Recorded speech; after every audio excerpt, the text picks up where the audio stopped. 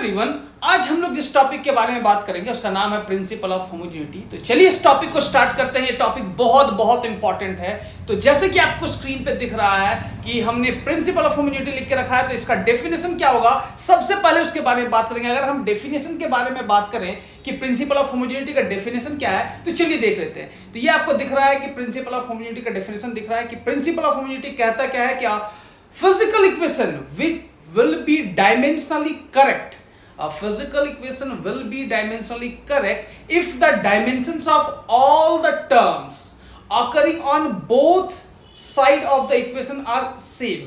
मतलब कि जो डायमेंशनल फॉर्मूला होगा इक्वेशन का दोनों साइड अगर वो सेम होगा तो ही वो फिजिकल इक्वेशन करेक्ट होगा, अदरवाइज वो फिजिकल इक्वेशन कभी भी करेक्ट नहीं होगा। तो इसका मतलब ये है कि हम लोग प्रिंसिपल ऑफ होमोजेनिटी को यूज करके हम लोग किसी भी इक्वेशन का करेक्टनेस को चेक कर सकते हैं। तो प्रिंसिपल ऑफ होमोजेनिटी कितना इंपॉर्टेंट है ये आपको समझ में आ गया होगा। सिर्फ इतना ही नहीं, प्रिंसिपल ऑफ होमोजेनिटी को थोड़ा और आगे देखेंगे डिटेल में कि ये कहना क्या चाहता है। कि प्रिंसिपल ऑफ होमोजेनिटी कहता यह है कि the principle is based on the fact that only the same physical quantity can be added, subtracted और compared। कहने का मतलब यह है कि सेम फिजिकल क्वांटिटी को ही हम आपस में ऐड कर सकते हैं, सब्ट्रैक्ट कर सकते हैं या फिर कंपेयर कर सकते हैं। अब ऐड करने का मतलब क्या है कि अगर हम वेलोसिटी के बारे में बात करें तो वेलोसिटी को वेलोसिटी से ही ऐड करेंगे, उसको एक्सीलरेशन से ऐड नहीं कर सकते।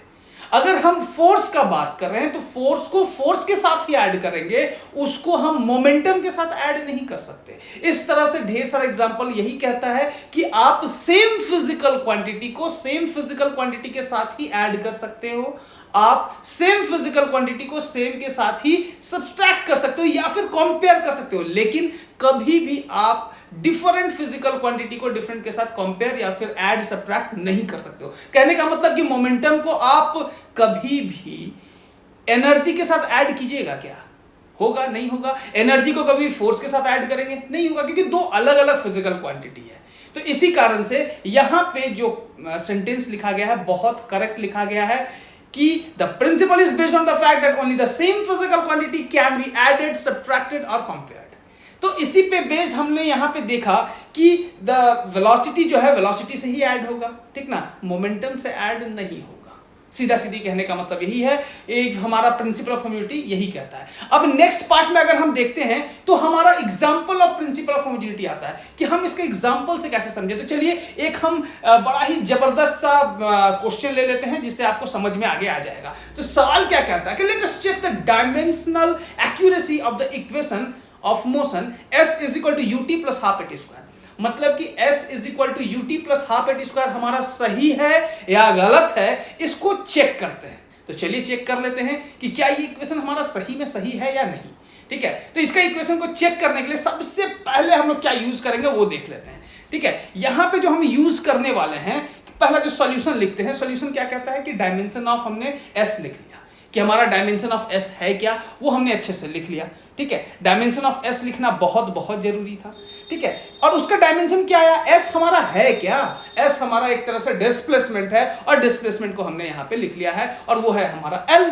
ठीक है, तो आगे अगर हम थोड़ा सा और आगे बात करेंगे तो जो राइट हैंड साइड में है ut है प्लस हाफ एटी स्क्वायर है, मतलब कि ut का जो डायमेंशन होगा वो हाफ एटी स्क्वायर के बराबर होगा, क्योंकि प्रिंसिपल ऑफ होमोजेनिटी ये कहता है कि सेम फिजिकल क्वांटिटी ही आपस में ऐड या फिर सब्ट्रैक्ट हो सकते हैं, यानी कि ut और हाफ एटी स्क्वायर दोनों ही सेम फिजिकल क्वांटिटी होने चाहिए। तो चलिए चेक करते हैं। तो यहां पे दूसरा आपको क्या दिख रहा है, ut का अगर हम डायमेंशन निकाले, u इज अ वेलोसिटी जिसका डायमेंशन lt-1 जो कि आपको स्क्रीन पे दिख रहा है, और टाइम का जो डायमेंशन होता है वो होता है t, वो भी आपको स्क्रीन पे क्लियरली दिख रहा है। और साथ ही साथ हम इसका मल्टीप्लिकेशन करते हैं तो हमारा जो फाइनल आंसर आता है दैट इज l, जो कि हमारा पहला लेफ्ट हैंड साइड में जो s का डायमेंशन था वो आ गया था। तो डिस्प्लेसमेंट हमारा l था, उसका डायमेंशन आ गया l और ut का भी डायमेंशन आया है l, यानी कि यहां तक तो हमारा करेक्टनेस सही से चल रहा है। इसके बाद आगे देखते हैं क्या होगा।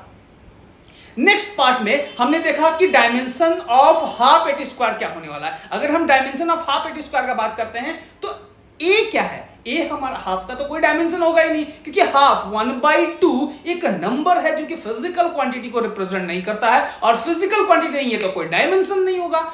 डायमेंशन नहीं होगा तो हम वहां पे कुछ लिखेंगे नहीं, तो हाफ की जगह पे कुछ नहीं लिखते, कोई डायमेंशन नहीं लिखते। लेकिन अगर हम ए के बारे में बात करें, ए का मतलब एक्सीलरेशन, अगर हम एक्सीलरेशन के बारे में बात करें तो ए का डायमेंशन होता है LT-2।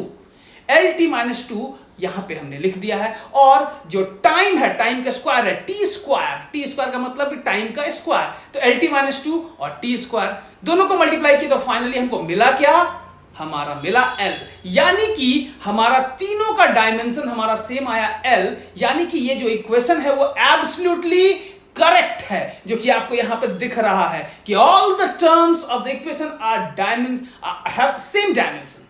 क्या है? All the terms of the equation have same dimension. इसका मतलब कि ये इक्वेशन हमारा 100% करेक्ट है। तो किस तरह से प्रिंसिपल ऑफ होमोजेनिटी को यूज करके हम लोग करेक्टनेस किसी भी इक्वेशन का चेक करते हैं, वो आपको समझ में आ गया होगा। अब थोड़ा और आगे बढ़ते हैं, आगे बढ़ेंगे एक और सवाल के साथ, बड़ा ही इंटरेस्टिंग सवाल है। नेक्स्ट क्वेश्चन क्या कहता है? नेक्स्ट सवाल ये कहता है, अब यहां पे प्रिंसिपल ऑफ होमोजेनिटी को यूज करना है। प्रिंसिपल ऑफ होमोजेनिटी को यूज कैसे करेंगे वो चलिए देख लेते हैं। अगर हम यहां पे प्रिंसिपल ऑफ होमोजेनिटी को यूज करने के बारे में बात करते हैं तो यहां पे आपको दिख रहा है कि क्वेश्चन कहता है कि find the dimension of a by b। a by b का डायमेंशन निकालना है in the equation f is equal to a√x plus bt square. दिख रहा है where f is force, f क्या है हमारा? फोर्स है, x is distance and t is time. सारा वैल्यू दिया हुआ है, सारा वैल्यू क्लियरली दिया हुआ है कि f क्या है, x क्या है, t क्या है, ठीक है ना। तो अब बात क्या है कि हमको यहां पे इसको सीधा सीधी सॉल्व करना है और कुछ नहीं। तो चलिए इसको सॉल्व करते हैं, इसका आंसर क्या आएगा देखते हैं। तो सबसे पहले तो हम सॉल्यूशन के बारे में बात करेंगे। तो सॉल्यूशन क्या कहता है? सॉल्यूशन तो हमने लिख लिया। अब यहां पे हम लोगों को करना क्या है कि यूज करना है कि हमारा according to the principle of homogeneity, principle of homogeneity आखिर कहता क्या है, ठीक है। प्रिंसिपल ऑफ होमोजेनिटी का बात करेंगे तो प्रिंसिपल ऑफ होमोजेनिटी कहता है हमारा कि according to principle of homogeneity a√x is equal to f, जो कि आपको यहां पे स्क्रीन पे दिख रहा है, ठीक है ना, कि a√x is equal to f, मतलब कि इन दोनों का डायमेंशन सेम होगा। क्योंकि प्रिंसिपल ऑफ होमोजेनिटी कहता है कि कोई भी अगर इक्वेशन है उनका लेफ्ट हैंड साइड और राइट हैंड साइड दोनों का डायमेंशन क्या होगा? सेम होगा। ये अभी अभी हम लोगों ने बात किया, दोनों का dimension left hand side right hand side दोनों का डायमेंशन क्या होने वाला है? सेम होने वाला है।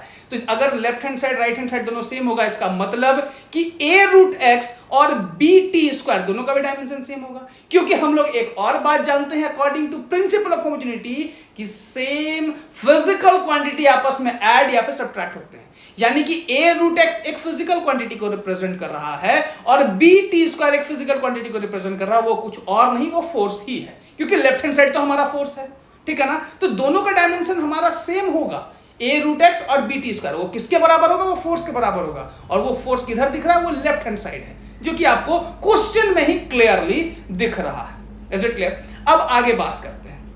अब थोड़ा और आगे अगर हम बढ़ते हैं तो यहां पे हमको a√x और f का दिख रहा है, तो √x का मतलब हुआ कि l के बारे में बात हो रहा है, x हमारा डिस्टेंस है, ठीक है। तो डायमेंशन x का भी लिखेंगे, f का भी लिखेंगे, और यहां से हम डायमेंशन निकालेंगे a का। तो चलिए देख लेते हैं कि f का डायमेंशन कैसे निकालेंगे। तो जब हम a के बारे में बात कर रहे हैं तो a is equal to f divided by √x है, dimension of f divided by dimension of √x।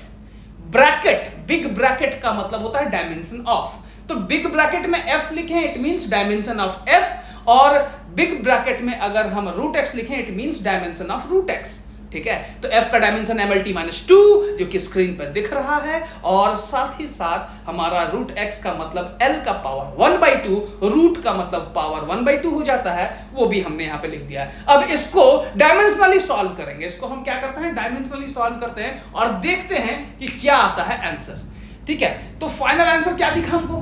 Final answer क्या दिख रहा है? फाइनल आंसर दिख रहा है ml का पावर 1/2 t का पावर -2। इसको सॉल्व किए तो हमारा ये आंसर आया, ठीक है। a का वैल्यू निकल गया, a तो हमको पता चल गया ना। अब हम आगे b के बारे में सॉल्व करेंगे, यानी कि a√x प्लस bt स्क्वायर है, मतलब bt स्क्वायर भी फोर्स के बराबर ही होगा, कुछ और नहीं। क्यों फोर्स के बराबर होगा? क्योंकि प्रिंसिपल ऑफ होमोजेनिटी कहता है कि सेम फिजिकल क्वांटिटी को आपस में ऐड कर दो और सब्ट्रैक्ट कर दो। तो a√x और b t² तो सेम होना ही है।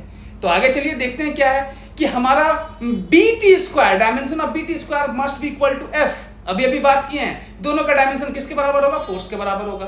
ठीक है, दोनों का डायमेंशन आपस में बराबर होगा और किसके बराबर होगा? फोर्स, क्योंकि फोर्स हमारा लेफ्ट हैंड साइड है। According to which principle? According to principle of homogeneity. तो यहां पे हम लोग आगे बात करते हैं, नेक्स्ट पेज है, यहां पे देखते हैं क्या है। b is equal to dimension of f divided by dimension of t²। Solve किए mlt² divided by t²। Solve करने पे जो b का डायमेंशन आया that is nothing but mlt⁴। mlt⁴ b का डायमेंशन आ गया सॉल्व करने पे। तो आगे चलिए और देखते हैं। नाउ a बाई b का डायमेंशन, a का डायमेंशन उधर निकाल लेते हैं, ml⁻½ t⁻²। और अभी b का भी डायमेंशन निकाल लिए। b का डायमेंशन क्या निकला? ml⁻⁴। और इसको सॉल्व करने से हमारा फाइनल आंसर क्या आ रहा है? l⁻½ t²। ठीक है, मतलब कि l⁻⁻², कुछ और नहीं, l⁻⁻²। ठीक है, तो यहां पे ये हमारा फाइनल आंसर आ गया इस क्वेश्चन का। उम्मीद करते हैं ये सवाल आपको बहुत अच्छे से समझ में आ रहा होगा।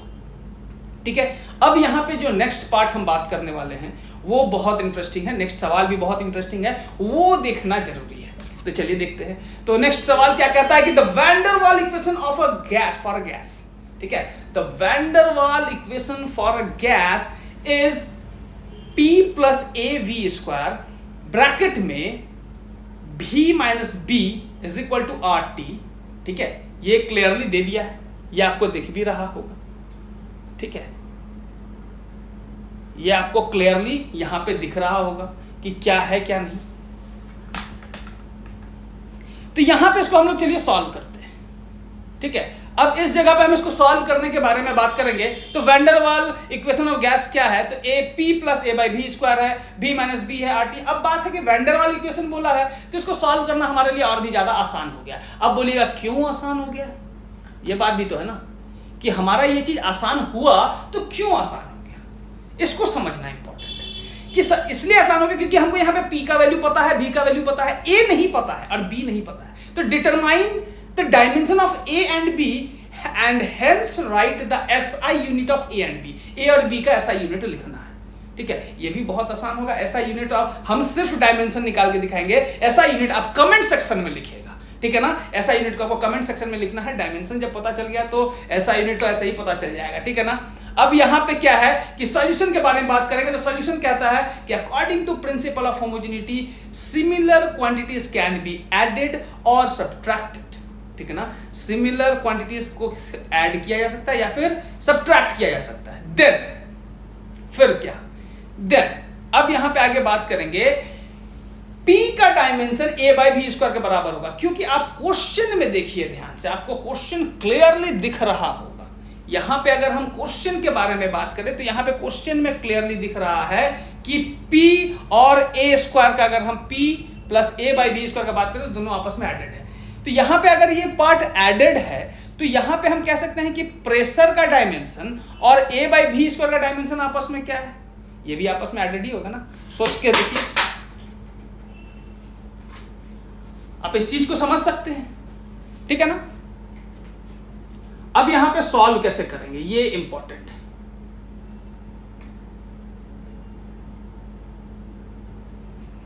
अब सॉल्व करने के लिए हम लोग को थोड़ा यहां पे ध्यान रखना पड़ेगा कि सॉल्व करना कैसे है हमको इस चीज को। तो चलिए देखते हैं सॉल्व कैसे किया जा सकता है, कैसे नहीं। ठीक है, अब यहां पे हम इसको सॉल्व करने के बारे में बात करते हैं। तो सॉल्व एक बार देखना बहुत ज्यादा जरूरी है। तो यहां पे p + a/v² है। तो p + a/v² के बाद यहां पे अगर हम बात करते हैं तो यहां पे आता है v - b। दो डायमेंशन है तो b का डायमेंशन v के बराबर होगा, ये तो क्लियर है। v और b का डायमेंशन आपस में सेम होने वाला है। और p + a/v² है तो p और a/v² का भी डायमेंशन सेम होगा। तो यहां पे क्लियरली दिख रहा है कि p और a/v² का डायमेंशन आपस में क्या है, सेम है। तो चलिए थोड़ा और आगे बढ़ते हैं। तो यहां पे अगर हम आगे बढ़ के देखें तो a का डायमेंशन p/v² से होगा, क्योंकि a/v² था, v² को उधर हम क्या किए, मल्टीप्लाई कर दिए। नीचे में v² था, उसको मल्टीप्लाई करके इधर ले आए तो p/v² हो गया। p का डायमेंशन लिखेंगे, v का डायमेंशन, p क्या है, प्रेशर है, v क्या है, हमारा वॉल्यूम है। तो p का डायमेंशन यहां पे हम लोग यहाँ पे p का डायमेंशन हमारा ml⁻⁻1 t⁻²। बिल्कुल, प्रेशर तो यही होता है। फोर्स बाय एरिया mlt-2 होता है, डिवाइडेड बाय L² होगा तो प्रेशर का डायमेंशन हमको पता है, तो प्रेशर का डायमेंशन के लिए प्रेशर का फॉर्मूला पता होना जरूरी है। तो प्रेशर का फॉर्मूला क्या होता है? Force by area. तो फोर्स क्या है हमारा? mL/T-2 और एरिया क्या है हमारा? L²। ठीक है ना। तो ये उम्मीद करते हैं आपको क्लियर हो गया होगा प्रेशर क्या होता है। और वॉल्यूम का मतलब होता है L3। L3 का डायमेंशन क्या होगा? मतलब L3 is the dimension of volume. ठीक है ना। तो L3 किसका डायमेंशन है? वॉल्यूम का। तो L3 स्क्वायर, तो L का पावर 6 होगा। आगे सॉल्व करते हैं। सॉल्व करने पे L का पावर 6 आया है, mL का पावर -1T-2। सॉल्व करने पे जो फाइनल आंसर आ रहा है वो हमारा mL का पावर 5T-2 आ गया।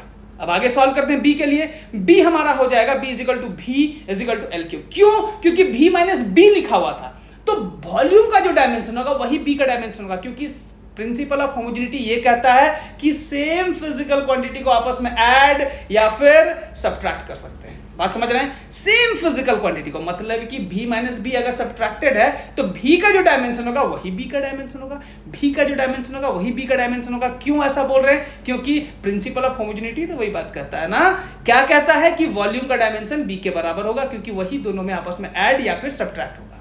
तो वॉल्यूम को वॉल्यूम से सब्ट्रैक्ट करेंगे ना, फोर्स से थोड़ी करेंगे, इसीलिए b का भी डायमेंशन वॉल्यूम के बराबर यानी कि L3। तो ये हमारा हो गया फाइनल आंसर।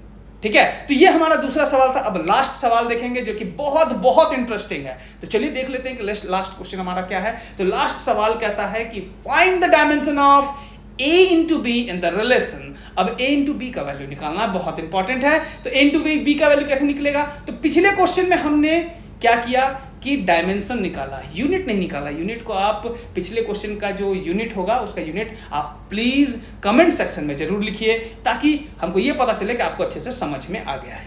ठीक है, तो चलिए नेक्स्ट सवाल जो है वो कहता है कि find the dimension of a into b in the relation P is equal to b minus x square divided by at। P क्या है? हमारा पावर है, x क्या है? डिस्टेंस है, t क्या है? टाइम है, जो कि दिया हुआ है। where P is power, x is distance and t is time, जो कि आपको क्लियरली यहाँ पे दिख रहा होगा। ठीक है ना। अब बात है कि चलिए इसको थोड़ा सा और सॉल्व कर लिया जाए। ठीक है, इसको सॉल्व कैसे किया जाएगा? ठीक है, इसको सॉल्व करते हैं हम लोग। अब अगर हम इसको सॉल्व करने के बारे में बात करते हैं तो सॉल्व करना बड़ा ही आसान है जी। यहाँ पे सॉल्यूशन लिखेंगे और सॉल्यूशन लिखने के बाद आगे थोड़ा सा बढ़ते हैं। तो यहाँ पे हो जाएगा क्या हमारा कि according to principle of homogeneity, क्या कहता है प्रिंसिपल ऑफ होमोजेनिटी? तो प्रिंसिपल ऑफ होमोजेनिटी कहता है हमारा कि यहाँ पे जो आपको दिख रहा है कि according to principle of homogeneity कि हमारा जो b का डायमेंशन है वो x स्क्वायर के बराबर होगा। ये ऑब्वियस सी बात है, क्योंकि यहाँ पे दिख रहा है कि इसका डायमेंशन सेम इसलिए होगा क्योंकि सेम फिजिकल क्वांटिटी को ही आपस में ऐड या फिर सब्ट्रैक्ट किया जा सकता है। सेम फिजिकल क्वांटिटी को आपस में हम ऐड या फिर सब्ट्रैक्ट करते हैं, ये हमको बहुत अच्छे से पता है। ठीक है ना, ये एक चीज क्लियरली दिख रहा है आपको, सब्ट्रैक्टेड है। तो यहाँ पे L² b का डायमेंशन निकल गया। अब जब b का डायमेंशन निकल गया तो थोड़ा और आगे जाते हैं और चीजों को आगे समझने का कोशिश करते हैं। तो यहाँ पे क्या है कि पावर का डायमेंशन किसके बराबर होगा? L²/AT², मतलब कि x/AT ये हमारा अलग से एक टर्म होगा, b/AT अलग से एक टर्म होगा, दो अलग टर्म आपस में सब्ट्रैक्टेड होंगे। ठीक है ना। तो x²/AT पावर का डायमेंशन नहीं होगा क्या? कौन से प्रिंसिपल से? हमारा प्रिंसिपल ऑफ होमोजेनिटी से। इसको आप जरूर कॉपी में बनाइए अच्छे से, इसको बाइफरकेट कीजिए, p/AT लिखिए -x²/AT लिखिए, तो ये चीज ज्यादा अच्छा समझ में आएगा। तो सबसे पहले तो b - x² करेंगे, क्योंकि ये दोनों आपस में सब्ट्रैक्टेड इसलिए होंगे क्योंकि दोनों का डायमेंशन सेम होगा तभी सब्ट्रैक्ट होंगे। तो ऊपर से इसको बाइफरकेट कर लेना, अलग अलग कर लेना है। तो उसके बाद क्या होगा कि पावर का जो डायमेंशन होगा वो L²/AT के बराबर होगा, जो कि आपको क्लियरली यहाँ पे दिख भी रहा है। तो ये चीज अगर आपको समझ में आ गया कि हमारा L²/AT पावर के बराबर है, तो यहां से a का डायमेंशन निकाल लेंगे, जो कि आपको स्क्रीन पे दिख रहा है कि a का डायमेंशन हमारा हो जाएगा a = L²/PT। P is power and T is time. ठीक है ना, P पावर है, T हमारा टाइम हो गया। अब चलिए थोड़ा और आगे बढ़ते हैं, यहाँ पे डायमेंशन देखेंगे। तो L² पावर का डायमेंशन लिख लिए, mL²T⁻³ और इंटू T लिख लिए। ठीक है, अब इसको सॉल्व करेंगे तो फाइनल हमारा आंसर प्रेजेंट है आपके सामने, m⁻⁻1T²। ये हमारा a का डायमेंशन आ गया। जब a का डायमेंशन आ गया, b का डायमेंशन आ गया, दोनों को प्रोडक्ट कर देंगे, हमारा फाइनल आंसर आ जाएगा। तो प्रोडक्ट खुद से करना है और इसका फाइनल आंसर आपको कमेंट सेक्शन में लिखना है। ठीक है, तो ये उम्मीद करते हैं आपको अच्छे से समझ में आया होगा कि p क्या है? हमारा पावर है। p पावर है, x डिस्टेंस है, t टाइम है, और इसको किस तरह से यूज करके हम a और b का वैल्यू निकालें। b का वैल्यू हमारा l स्क्वायर है और a का डायमेंशन आपको यहां पे क्लियरली दिख रहा है। अगर a का डायमेंशन आपको यहां पे क्लियरली दिख रहा है तो a का डायमेंशन को b से मल्टीप्लाई कीजिएगा तो m का पावर -1 l स्क्वायर t का पावर 2 आएगा। इसको कमेंट सेक्शन में जरूर लिखिए, मल्टीप्लाई करके a इंटू बी को मल्टीप्लाई करके आप आंसर कमेंट सेक्शन में बताइए, ठीक है। तो उम्मीद करते हैं आपको ये लेक्चर समझ में आया होगा। अगर समझ में आया तो अपने फ्रेंड्स के साथ शेयर कीजिए ताकि डायमेंशन में आपके फ्रेंड्स का कॉन्सेप्ट भी गड़बड़ ना हो, सभी लोगों का कॉन्सेप्ट क्लियर हो जाए, ठीक है। और नेक्स्ट लेक्चर के लिए आप हमारे सब्सक्राइब बटन को प्रेस कर सकते हैं और साथ ही साथ नोटिफिकेशन के लिए, मतलब कि आपको लेटेस्ट नोटिफिकेशन चाहिए कि हमारा जब भी वीडियो अपलोड हो तो आपके पास पहुंच जाए, तो बेल आइकॉन जो है, वहाँ जो घंटा है उसको भी टच कर दीजिए ताकि आपको तुरंत नोटिफिकेशंस भी मिलता रहे। तो थैंक यू एवरीवन।